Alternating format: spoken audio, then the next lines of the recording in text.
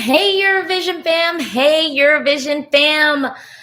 It's Alesia Michelle, and I'm here. This is probably really the rehearsal most of y'all were probably really curious about me reacting to. Let me start off and say, those folks who are longtime subscribers of my channel, welcome back. If you haven't subscribed to my channel, this is the moment to do so. I have online press accreditation, so I'm watching all the rehearsals and bringing you my real life thoughts. You know, I'm unfiltered, real talk. I don't believe the hype. And I'm going to tell you right now, I have already started to see a whole bunch of hype. It's like literally we are, what, 4 rehearsals in, and people are like attempting to like crown Sweden. We are 4 rehearsals in, and like low key, the second half of the semi is so stacked. So I just need people to like start getting like realistic. We are 4 rehearsals in.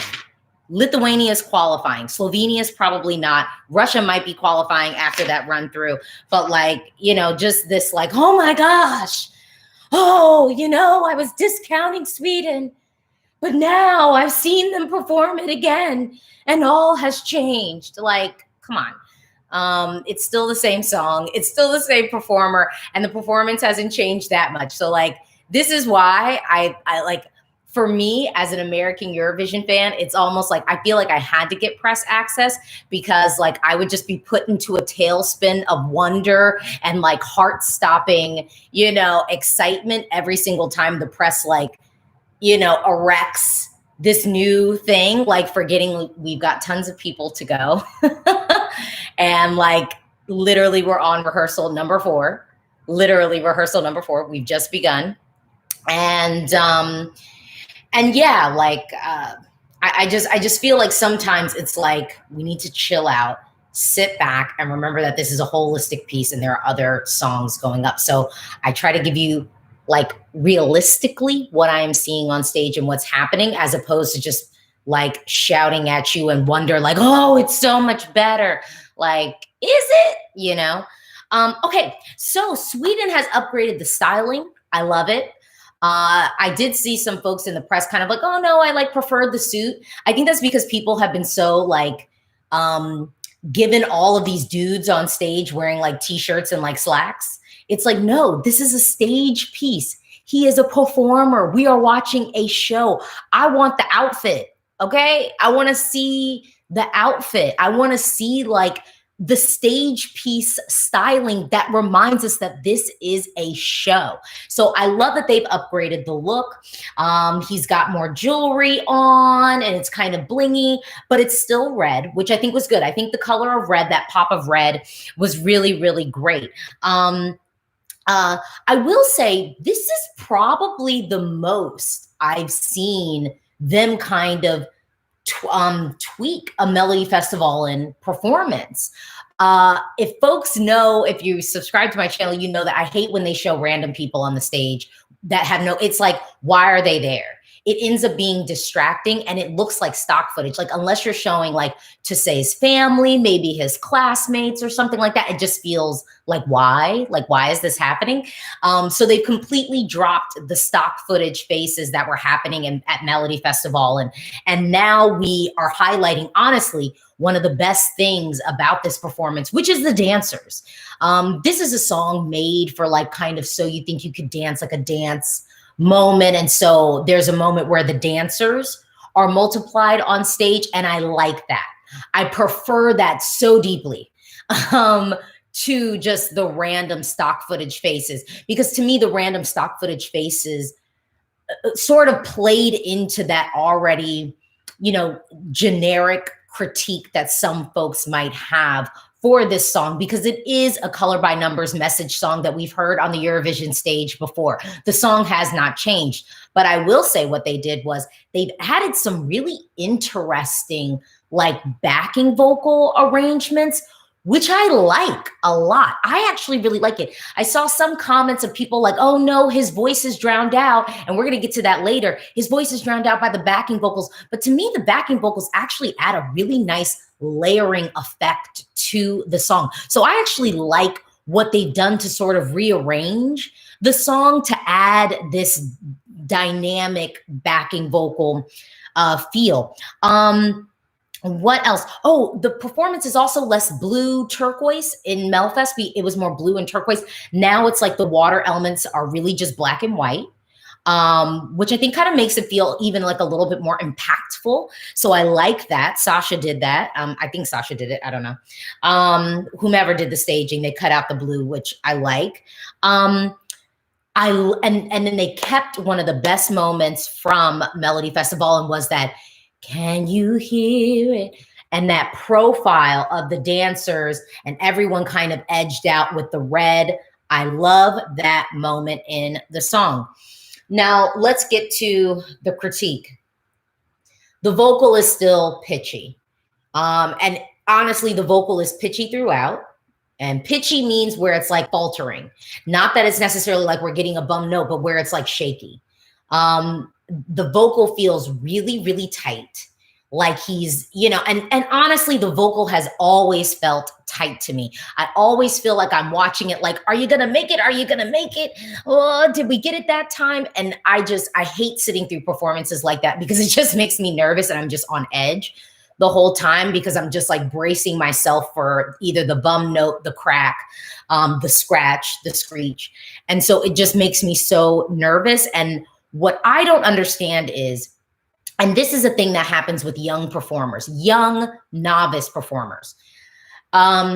You know, and when I say young performers, I mean young novice performers like Stephania and Destiny. They might be young, but they are not novice performers. They're pretty seasoned at this point with performing. A vocalist knows whether they're going to hit a note or not. A vocalist knows whether they're going to hit a note or not, if they're going to make it there. A singer might try to hit it. You know, a singer might try and have faith and step out on faith that they'll make it. A vocalist knows whether they're going to hit the note or not.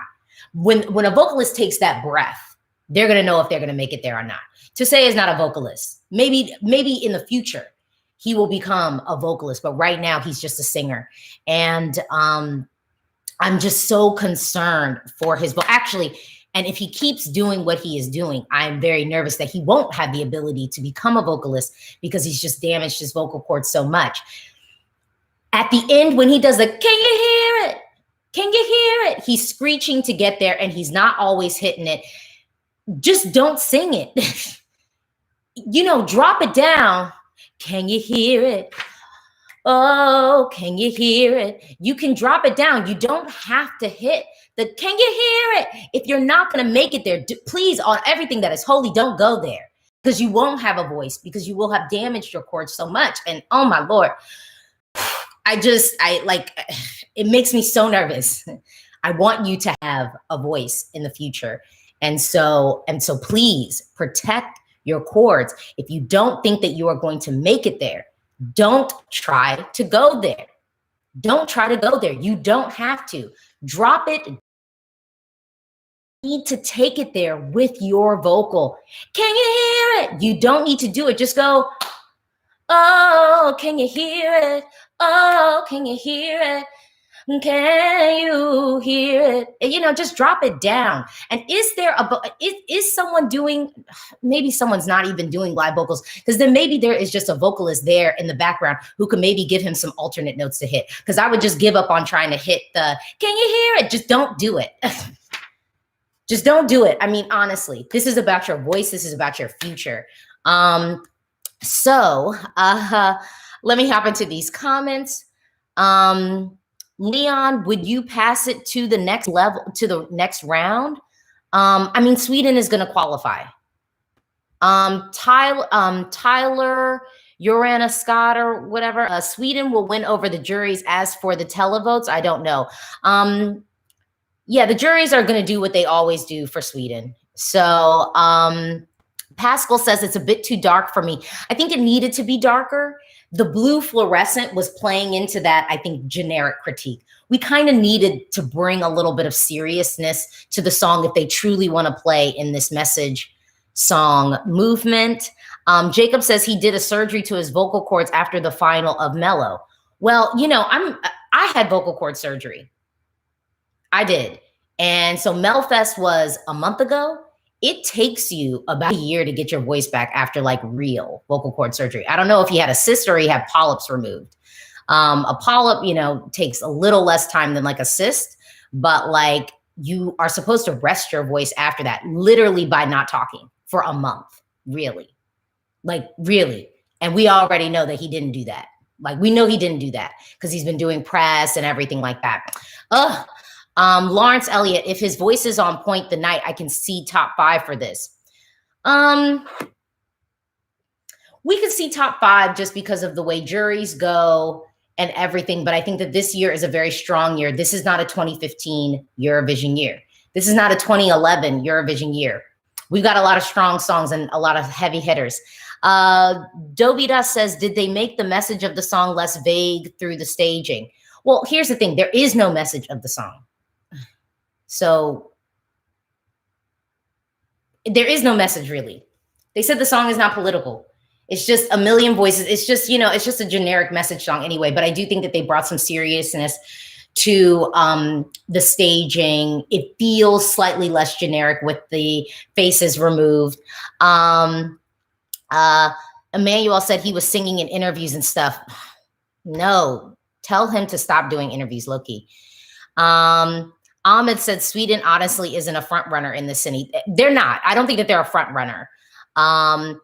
Someone says his outfit is different. I already talked about that. Okay. Yes. Well, that is my review, my first reaction. So I'll just sum it up real quick. You know, the vocal is still pitchy. I think we need to have him just drop it down and not do the "can you hear it" at the end of the song. I think we just need to lose that moment. I love the dancers.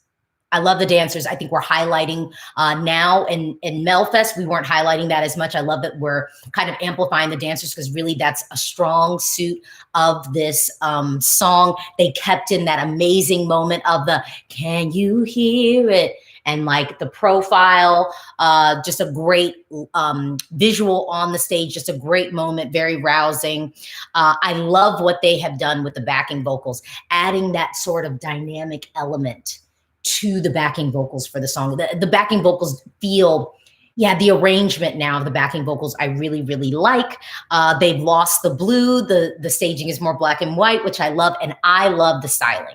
I love actually what Tusse is wearing. It feels like a stage piece. And we don't see that enough. I'd say in recent years, we haven't seen that enough from the male performers in particular. I mean, sure, it's nice to be in a suit, but I can see like a man on the street could have a suit. Sure, you know, I love the fact that we're actually getting real styling because it makes it feel like a performance. So that's my reaction to the first rehearsal that Sweden gave us. If you agree, talk to me in the comments below. If you have any questions, drop down and talk to me in the comments below. I'll be sort of answering some of the comments throughout the day since we have tons of breaks and whatnot. Actually, I think we're about to have a break before Australia is up. So keep it locked here. I've got more content coming for you, more reactions, real talk, no hype, for real, because everyone is like wetting themselves over like, oh, Sweden's back. Like, y'all, chill. We're still in the first half of semifinal 1. Most of our heavy hitters are coming tomorrow, for real. So just saying. All right, well, buckle up. Thank you so much for watching. Bye.